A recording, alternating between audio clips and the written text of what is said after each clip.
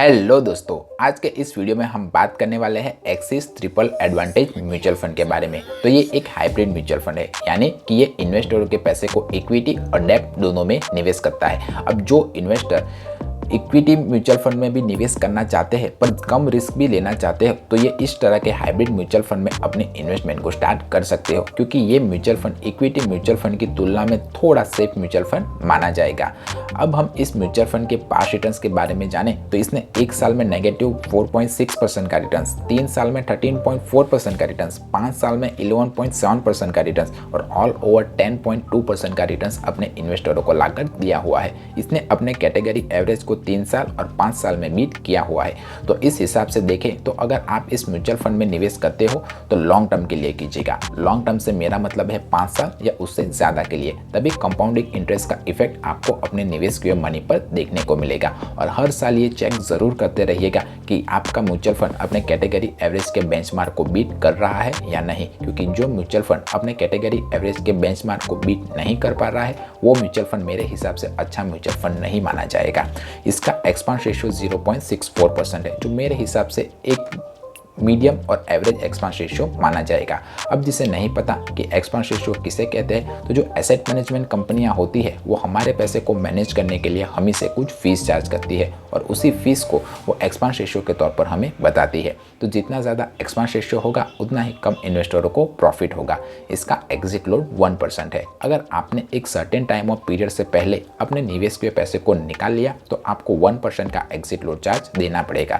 इसका AUM यानी कि asset under management 1745 crore rupees के आसपास है। और अगर आप इस म्यूचुअल फंड में अपने इन्वेस्टमेंट को स्टार्ट करना चाहते हो तो मिनिमम SIP 100 रुपीस और लंप सम अमाउंट 500 से स्टार्ट कर सकते हो।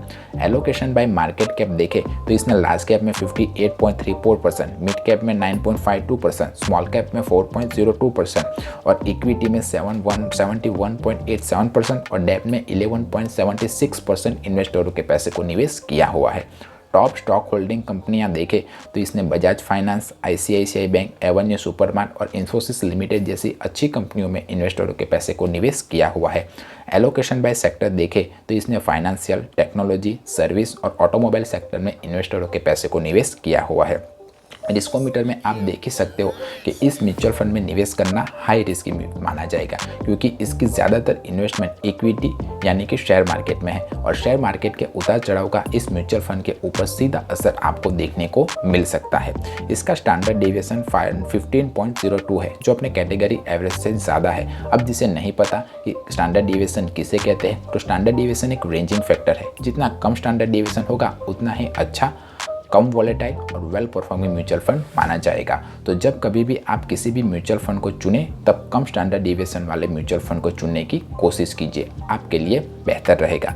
अब हम इस म्यूचुअल फंड पर लगने वाले टैक्स के बारे में बात करें तो अगर आपने 1 साल के बाद अपने निवेश के पैसे को निकाला तो आपको long term capital gain tax 10% का देना पड़ेगा और उसमें से भी आपको 1 लाख रुपीज़ का अजम्पशन मिल जाएगा।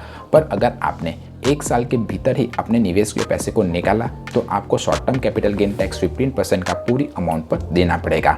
अगर आपने भी इस म्यूचुअल फंड में निवेश किया हुआ है तो मुझे कमेंट करके बताइए कि ये म्यूचुअल फंड आपको कैसा रिटर्न्स लाकर दे रहा है। म्यूचुअल फंड, शेयर मार्केट और फाइनेंस से रिलेटेड कोई और क्वेश्चन या क्वेरी हो तब भी आप मुझे कमेंट करके पूछ सकते हो। मेरा वीडियो पसंद आया तो वीडियो को लाइक कीजिए, चैनल को सब्सक्राइब कीजिए और इस वीडियो के खत्म होने के बाद एक्सिस के दूसरे म्यूचुअल फंड की जो प्लेलिस्ट यहाँ पर पॉपअप होगी आप उसे जाकर भी देख सकते हो। मिलते हैं अगले वीडियो में, तब तक के लिए बाय बाय।